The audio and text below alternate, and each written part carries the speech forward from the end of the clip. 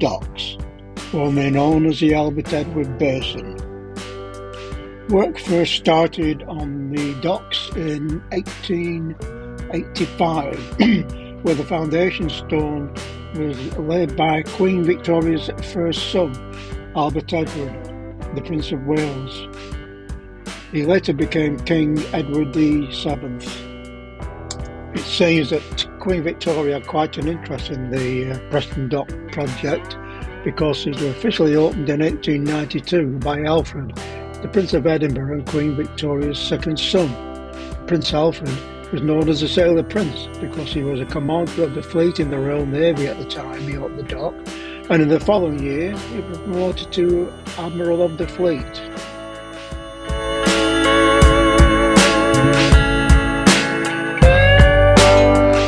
The dock is now used by pleasure craft and narrowboats. By 1981, it was deemed uneconomical and it was closed by an Act of Parliament.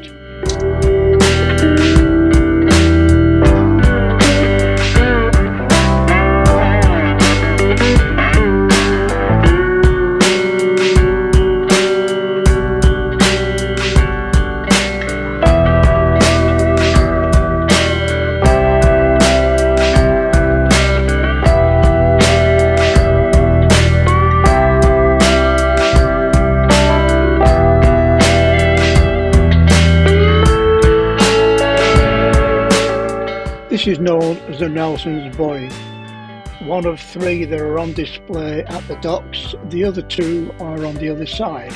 I'll explain their function later.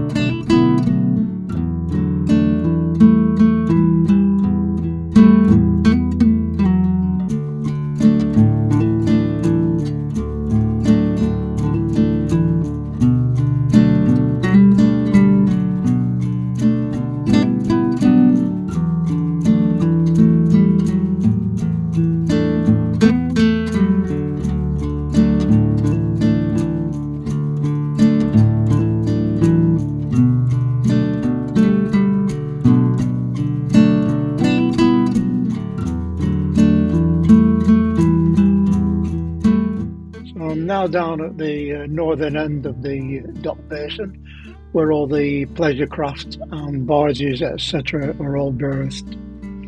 On the right hand side, on the west side of the dock, that's where all the sheds used to be, primarily the Geest banana sheds.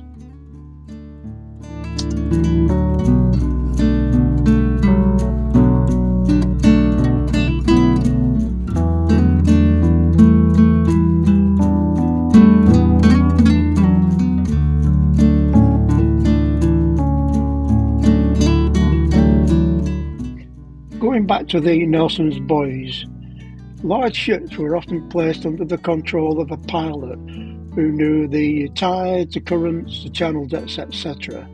Now the pilots for Preston Dock were based at Lytham, and they used to go out to sea to meet the ships and then bring them safely up the river to the dock.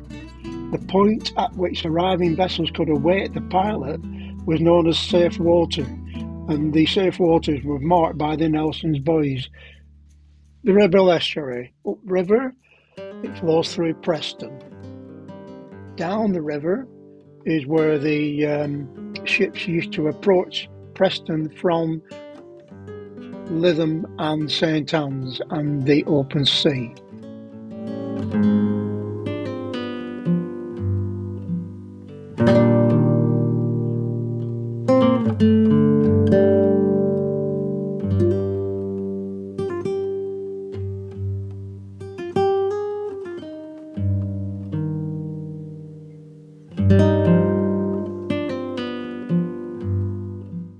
The estuary can be a dangerous place. In 1886, the Mexico, a German ship, sank in the Ribble estuary. It was set off from Liverpool to Ecuador, but was driven back by a severe storm at night and became grounded in the mouth of the River Ribble. 3 lifeboats were set out rowing from St. Anne's, Lytham and Southport in heavy seas. 2 lifeboats were lost with 27 crewmen, the largest loss of lifeboat crew in the UK. Water depth was critical for navigation to Preston, and the estuary used to be dredged to remove sand and keep the channel deep enough for large ships. But the cost of dredging became pivotal in the economics of the dock. The drain on income meant that throughout the 89 years of life of the dock, it was only in profit for 17 years.